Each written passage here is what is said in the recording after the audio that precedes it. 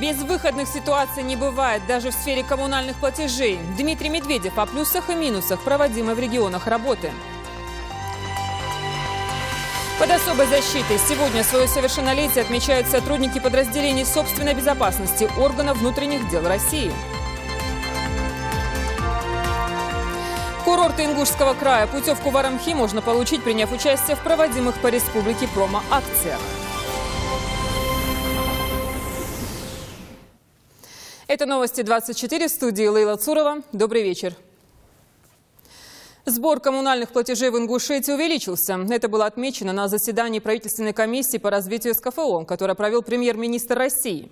Дмитрий Медведев отметил открытие в республике единого расчетного центра. Однако в целом ситуация с хищениями в сфере энергетики на Северном Кавказе неутешительная. Необходимо применять жесткие меры, сказал премьер.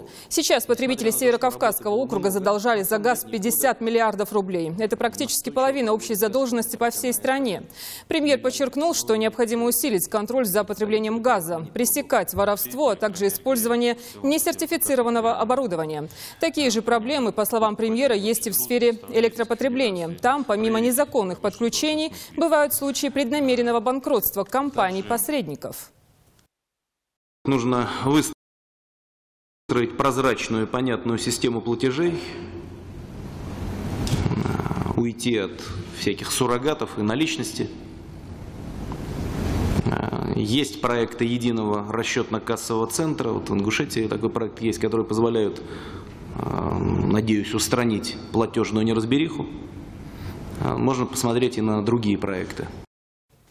Успехи в работе по сборам коммунальных платежей стали реальными благодаря регулярным рейдам. Образно говоря, с применением тяжелой артиллерии. Вместе с энергетиками по адресам должников выезжают судебные приставы с бойцами группы быстрого реагирования. Тему продолжит наш корреспондент Фатима Кариева. За 3 дня долги взыскали у более чем 70 человек на общую сумму около 200 тысяч рублей. Правда, судебные приставы столкнулись с проблемой. Должники часто не живут по указанным адресам. Также выяснилось, что среди них немало пенсионеров. Их задолженность удержит из пенсионных выплат. Необходимо отметить, что на протяжении всего 2013 года эта работа велась на периодической основе, а в декабре месяца текущего года в усиленном режиме. Так, в период с 13 по 15 декабря прошли рейдовые мероприятия по местам жительства должников. В рамках указанных мероприятий судебными приставами-исполнителями взыскано порядка 1 897 000 рублей в рамках исполнительных производств, в частности по исполнительным производствам взыскания задолженности за потребленный газ. Каждый может узнать о своих долгах через услугу банк данных исполнительных производств на интернет-сайте Управления судебных приставов по Ингушетии. Достаточно ввести фамилию, имя, отчество и дату рождения для физических лиц и полное наименование организации и адрес для юридических. После заполнения всех окон следует нажать на поиск. Компьютер выдает всю информацию о номере и дате возбуждения исполнительного производства. Судебные приставы настоятельно рекомендуют всем, кто нашел себя в банке данных исполнительных производств, незамедлительно обратиться в соответствующие органы или связаться по указанному номеру телефона. Пользуясь случаем, хотелось бы обратиться к гражданам республики с просьбой проверить себя на наличие задолженности по коммунальным платежам, учитывая предстоящие новогодние праздники и во избежание каких-либо препятствий при выезде за границу Российской Федерации, за пределы Российской Федерации, проверить себя на наличие действующего ограничения права на выезд за пределы страны. Можно это сделать, учитывая, что практически 80% взрослого населения у нас пользуются услугами интернет. Рейды по должникам продолжаются, а значит, злостные неплательщики рано или поздно рискуют встретить на пороге своего дома судебных приставов. Фатима Кариева, Ахмед Парчиев, Новости 24. Урожайность региона за 2013 год и погашение задолженности по лизингу за сельхозтехнику сегодня обсудили в правительстве Ингушетии. По данным Минсельхоза, в текущем году государственными унитарными предприятиями произведено зерна колосовых культур, кукурузы и подсолнечника в общей сложности более 50 тысяч тонн. Председатель правительства напомнил об ответственности лизингополучателей, не выполняющих обязательства по уплате долгов за поставленную технику. В случае непогашения задолженности дела будут направлены в судебные органы. Сегодня свое совершеннолетие отмечают сотрудники подразделений собственной безопасности органов внутренних дел России. Созданы они были в декабре 1995-го. Желающих отличиться на этом поприще с каждым годом все больше. Но попасть на работу в ФСБ не так просто. Сюда берут сотрудников полиции с 5-летним стажем безупречной службы. Кандидата изучают, проверяют и тестируют. О нелегкой работе избранных в сюжете Бекхана Хашагульгова.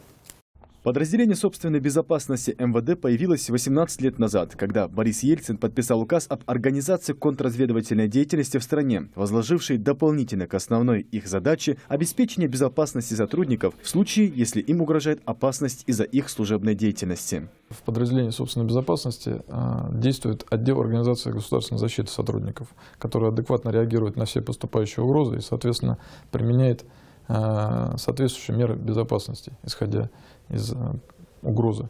От личной охраны до защиты сведений по различным базам данных. Но на этом должностные обязанности работников подразделения не заканчиваются. Еще одна их задача – пресекать нарушения закона со стороны самих же сотрудников правоохранительных органов. Большинство сотрудников полиции честно выполняет свой долг, не щадя, не побоюсь этого слова, своей крови, времени и самой жизни. Но бывают, к сожалению, нерадивые сотрудники, которые ради своей наживы, ежеминутной выгоды дискредитируют высокое звание полицейского и наживаются на бедах и несчастьях простых людей. Для таких мы грозная сила и непримиримые враги. Расследованием и пресечением преступлений, которые совершают сотрудники правоохранительных органов, занимаются 3 отдела: обеспечение государственной защиты, оперативно-розыскной деятельности и проведение служебных проверок. Магомед Калуев 8 лет работает в правоохранительных органах. В подразделение собственной безопасности он перевелся 3 года назад. Он рассказал, как проходят проверки нарушителей по обращению пострадавших.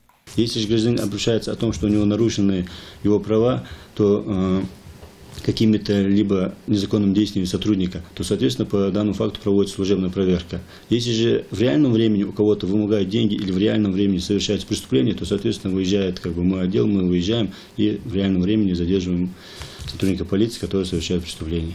Многие из сотрудников отдела собственной безопасности за служебно-боевые заслуги и проявленный героизм отмечены правительственными наградами. Бекхан Хашигульгов, Муса Хамхоев, Новости 24. Громкая история с кражей невесты на сыркорте получила продолжение.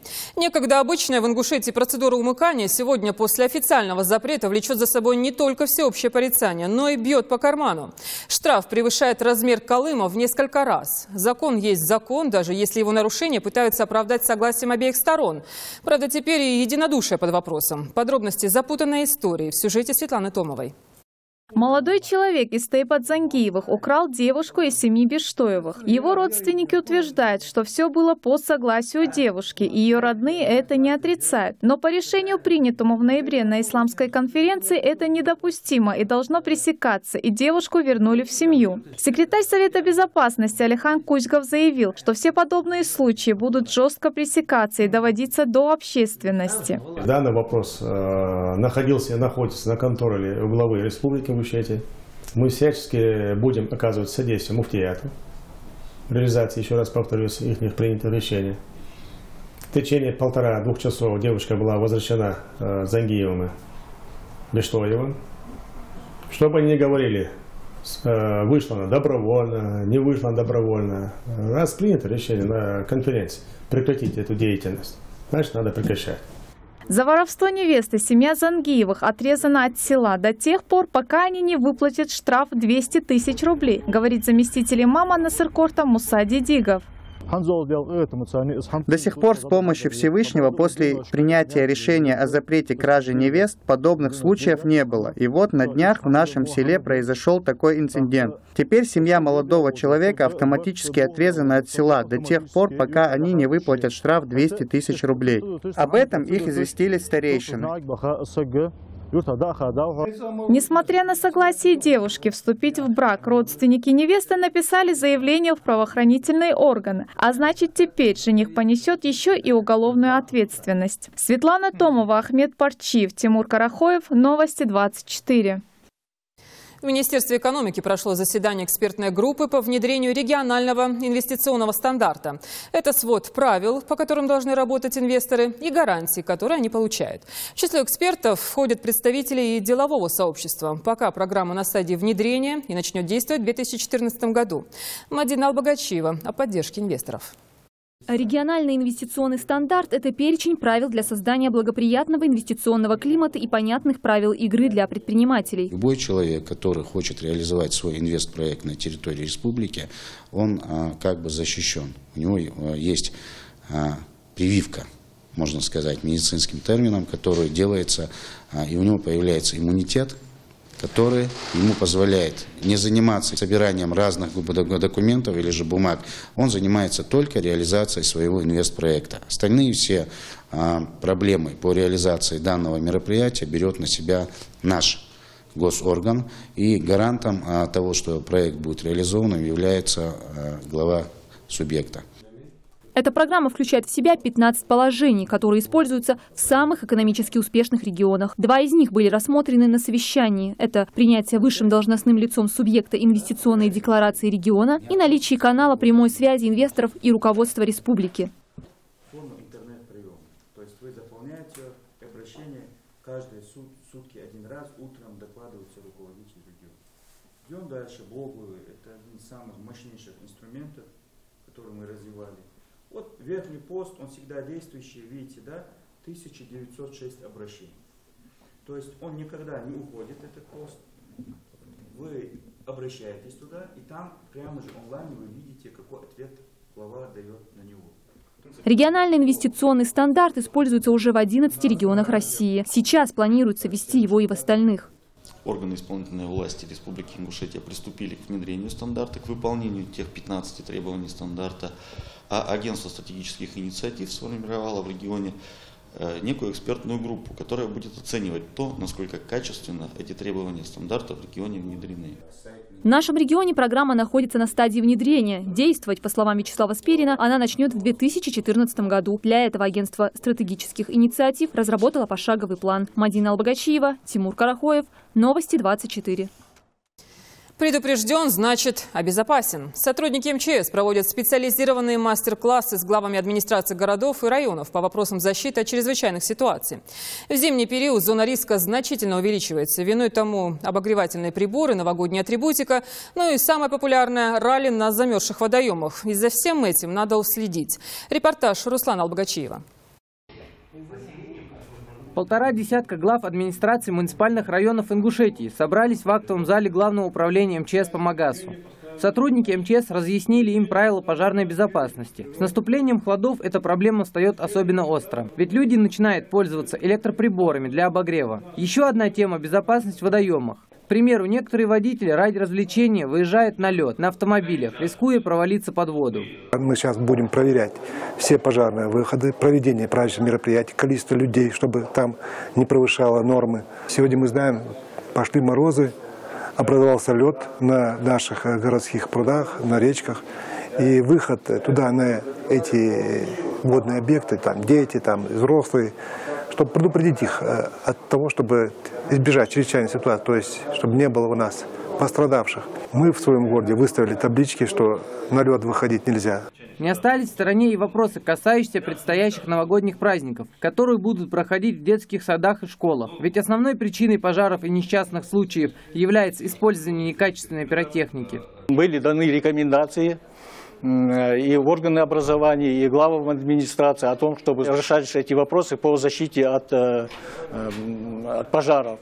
Такими мероприятиями МЧС еще раз напоминает населению о правилах пожарной безопасности. И не только во время праздников. Руслан Албогачиев, Рахман Суров, Новости 24. Посмотреть театрализованное представление, послушать хорошую музыку, принять участие в розыгрыше, а затем провести выходные на курорте Арамхи. Праздничный алгоритм для жителей региона составили и уже реализуют на практике сотрудники Комитета по туризму Ингушетии. Промо-акцию к предстоящему открытию зимнего сезона провели в Малгобеке. И это только начало. Сюжет Магомеда Измайлова. Билет под номером 444 стал для Хавы Боковой счастливым. Она выиграла поездку на горнолыжный курорт Армхи, где 21 декабря пройдет торжественное открытие зимнего сезона. На лыжах Хава стоит неуверенно, но своему выигрышу очень рада. Подойду как-то, посмотрю, что как. И я, честно, не ожидала, естественно, вообще как-то, даже, что ему этот номер объявят и вообще, что я выйду на сцену. Театрализованное представление, розыгрыши призов, музыка и песни – все это для жителей Малгобекского района организовал комитет по туризму для привлечения внимания жителей республики к активному зимнему отдыху. Основная цель вот этого праздника, который мы организовали совместно с городской администрацией, это рассказать зрителям в игровой форме, провести информационную кампанию о том, как люди, граждане республики, могут отдохнуть на новогодних каникулах. Какие услуги есть, какие предложения предоставляет горнолыжный курорт Армхи. Все желающие могли тут же приобрести у организаторов билеты по специально сниженной цене и отдохнуть на курорте Армхи в выходные или же в новогодние каникулы. А для тех, кто сегодня пришел на центральную площадь Малгобека, развлекали артисты студии ЗОХ и персонажи из любимых мультфильмов. 19 декабря в 10 часов организаторы акции будут ждать гостей на центральной площади Орджоникидзевского, где их также ждут концерты и розыгрыши призов. Магомед Измайлов, Ильяс Досхоев, Новости 24. С победой вернулись из Армавира наши дзюдоисты. Там проходил отборочный тур первенства России по дзюдо. В состязаниях приняли участие более 500 дзюдоистов из всех федеральных округов страны. Победителей встречал Адам Даурбеков. Я боролся в весовой категории 81 килограмм. Успешно провел все 5 схваток, благодаря чему выполнил ту цель, которая была передо мной поставлена тренерами, и занял первое место.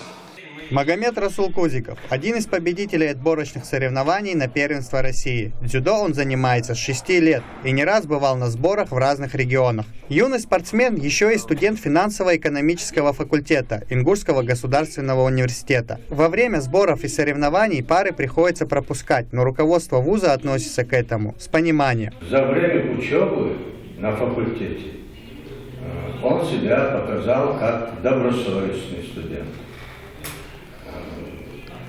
Является ярким примером для нашей молодежи. Кроме Магомеда Расула, отборочные соревнования на первенство России выиграли и еще 2 спортсмена из Ингушетии, которые тренируются вместе с ним. Еще один занял 2-е место и тоже получил путевку на всероссийские соревнования. Боролся в весовой категории 66 килограммов, провел 6 схваток, было несложно, так как мы с тренерами упорно тренировались. Сейчас впереди у нас первенство России. Хочу там выиграть, занять 1-е место. Мы принимали участие в ЦС «Динамо» по дзюдо до 18 лет среди старших юношей, где отличились 4 человека у нас. То есть завоевали 4 путевки на финал России. Намечается первенство России, которое отбор на мир и Европу. Я надеюсь, и там достойный результат покажем. Теперь всем 4 спортсменам предстоят усиленные тренировки. Первенство России пройдет в будущем году. Адам Даурбеков, Рахман Цуров, Адам Шибилов. Новости 24. В Ингушском национальном драматическом театре имени Идриса Базоркина прошел спектакль для людей с ограниченными возможностями. Праздник организовали директор театра и благотворительный фонд «Мяу». Это мероприятие стало хорошей возможностью встретиться с друзьями и провести время в полезном общении. Репортаж Заремы Бековой. У Азы Фаргиевой детский церебральный паралич. Болезнь начала развиваться из-за неправильного лечения, но она не опустила руки. Закончила школу, поступила в Ингушский государственный университет, но в дом опять пришла беда. Отец неожиданно заболел, ее маме пришлось ухаживать за мужем. Аза не могла обходиться без посторонней помощи и на 2-м курсе ушла из университета. Ей тяжело, но она не отчаивается. Аза очень общительная, у нее много друзей, она любит ходить на концерты, спектакли. Недавно была в Джайрахе на форуме журналистов. Посещать интересные места ей помогает благотворительный фонд «Мяу». И сегодня она не захотела пропустить спектакль, ведь это возможность встретиться со старыми друзьями, познакомиться с новыми. Посещая любое мероприятие, то ли в Джайрахе, то ли здесь, она меняется в лучшую сторону. У нее настроение, новые друзья, новые впечатления. Что-то такая реакция появляется, энергия, что ли, в ней побольше становится. Воспоминания. Этим она даже больше живет. Артисты театра старались развеселить публику, и им это удалось. 2 часа пролетели незаметно.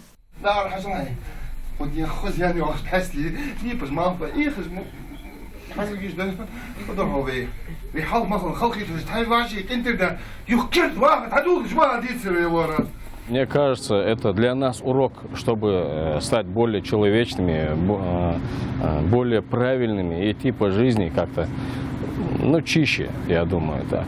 Благотворительный фонд подготовил программу новогоднего праздника. Будут подарки и праздничные застолья как для взрослых, так и для детей. Мадина Пугоева, Зарема Бокова, Резван Аушев, Новости 24. Мир и дружбу через детскую живопись демонстрировали в ДК Назрани. Здесь на выставке детских рисунков были представлены работы юных учеников художественной школы Назрани и учащихся школы Дегорского округа Северной Осетии. Сотрудничество в творчестве рассматривала Милана Хашагульгова.